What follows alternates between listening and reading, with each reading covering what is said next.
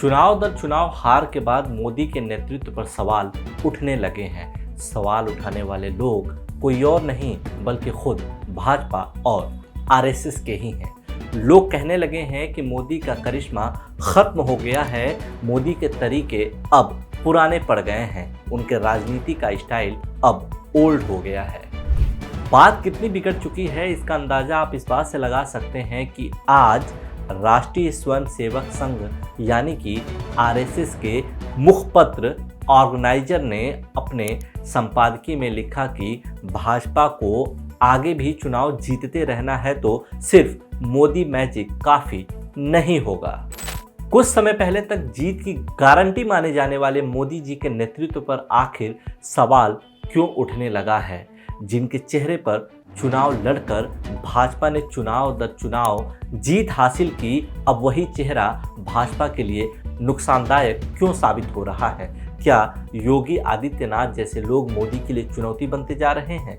क्या आरएसएस का ब्रांड मोदी से मोह भंग हो चुका है? ऐसे ही कई सवालों का जवाब हम आज के एपिसोड में देंगे और समझेंगे कि आखिर मोदी का करिश्माई छवि समय के साथ साथ भाजपा आरएसएस के लिए बोझ क्यों बनता जा रहा है। सबसे पहले समझते हैं कि मोदी का राजनीतिक उत्थान कैसे हुआ, किस तरह वो राष्ट्रीय राजनीति में आए और छाए। साल 2013 की बात है। भाजपा की गोवा की कार्यकारिणी की बैठक हुई। आडवाणी के नेतृत्व में लगातार मिल रही हार के बाद भाजपा हाईकमान कुछ बदलाव करना चाहता था। ऐसे में नरेंद्र मोदी के चेहरे पर विचार किया जाने लगा। हालांकि नरेंद्र मोदी के नाम को लेकर आडवाणी बिल्कुल भी सहमत नहीं थे। उन्होंने मोदी को प्रधानमंत्री का चेहरा बनाए जाने का काफी विरोध किया। आडवाणी द्वारा मोदी के राह में रोड़े अटकाने के बावजूद मोदी को भाजपा चुनाव प्रचार समिति का प्रमुख बना दिया गया। अब शुरू होता है असली खेल।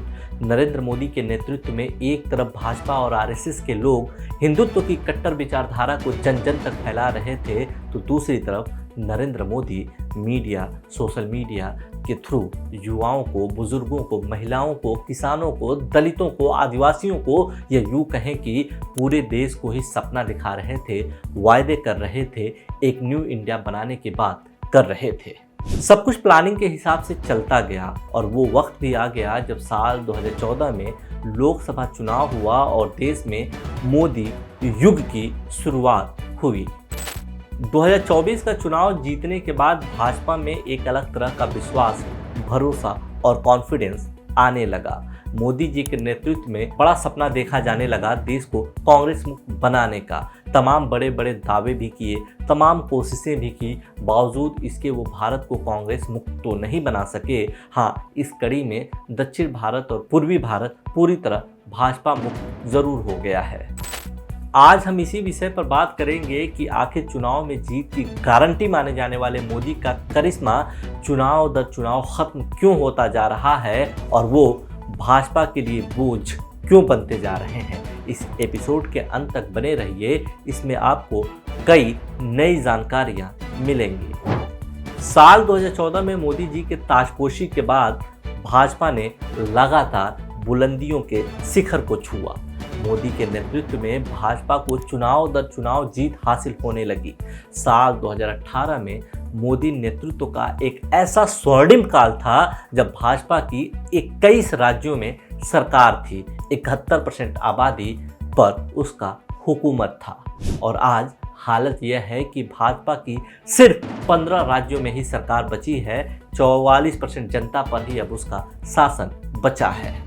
और आप गहराई में जाएंगे तो पता चलेगा कि इन 15 राज्यों में सिर्फ 6 राज्य ही ऐसे हैं जिसमें भाजपा अपने दम पर सरकार में है। 9 राज्यों में वो गठबंधन की सरकार में है।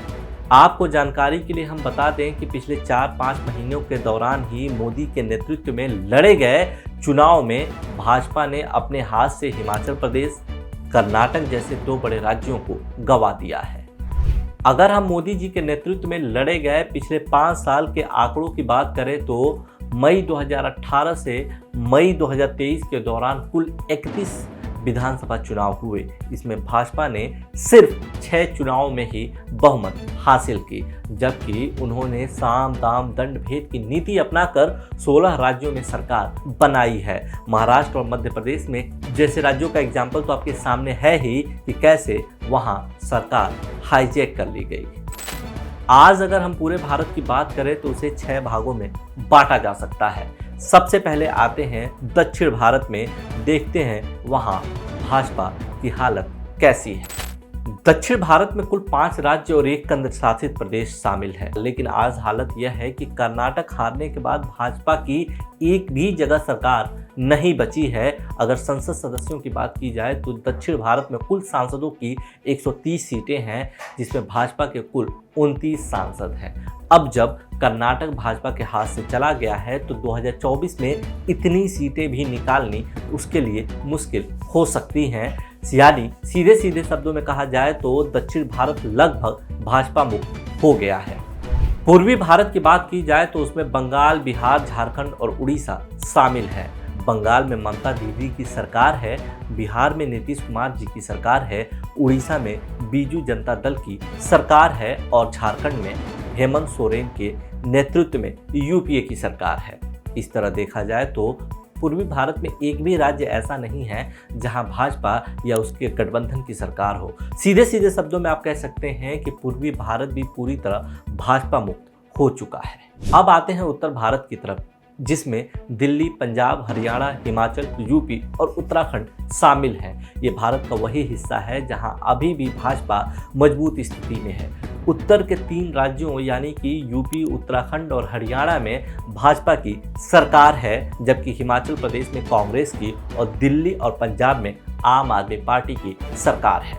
मध्य भारत की बात की जाए तो उसमें मध्य प्रदेश और छत्तीसगढ़ शामिल है। छत्तीसगढ़ में तो कांग्रेस की सरकार है, जबकि मध्य प्रदेश में जरूर शिवराज सिंह चौहान के नेतृत्व में भाजपा की सरकार है, लेकिन ये सरकार भी किस तरह से छल प्रपंच और धोखे से बनाई गई थी यह किसी से छुपा नहीं है। पश्चिम भारत की बात की जाए तो उसमें महाराष्ट्र, गुजरात शामिल है। महाराष्ट्र में भाजपा की एकनाथ शिंदे की शिवसेना के साथ गठबंधन की सरकार है, तो गुजरात में पूर्ण बहुमत की सरकार है। यानी आप कह सकते हैं कि पश्चिमी भारत अभी भी भाजपा का एक मजबूत गढ़ बना हुआ है। उत्तर पूर्वी भारत की बात की जाए तो वहां पर कुल मिला जुलाकर 8 राज्य हैं। उनमें 3 राज्य ऐसे हैं जहां भाजपा के अपने मुख्यमंत्री हैं और कई राज्यों में उसकी गठबंधन की सरकार है। इसी क्षेत्र में आने वाला सिक्किम एक ऐसा राज्य है जहां भाजपा का एक विधायक न होते हुए भी वो सरकार में शामिल है। यानी कुल मिला जुलाकर कहा जाए तो पिछले कुछ सालों के दौरान मोदी लहर और भाजपा का वर्चस्व ढलान पर आया है। एक एक कर भाजपा के हाथ से लगातार राज्यों की सरकारें निकलती चली जा रही हैं। मोदी जी के नेतृत्व में चुनाव दर चुनाव हार का सामना करना पड़ रहा है। राज्य दर राज्य हारने के बाद मोदी की लोकप्रियता में भारी कमी आई है। जो संघ कभी उनकी महिमा मंडन करते हुए नहीं थकता था, अब वो ही उनके नेतृत्व पर सवाल उठाने लगा है। भाजपा के बड़े नेता भी दबे कुचे शब्दों में मोदी शाह की जोड़ी पर उंगली उठाने लगे हैं। उनके चाहने वाले चाहे जितने दावे कर ले, जितनी बड़ी बड़ी बातें कर ले, लेकिन सच्चाई तो यह है कि नरेंद्र मोदी जी के लिए 2024 का चुनाव बेहद मुश्किल होने वाला है।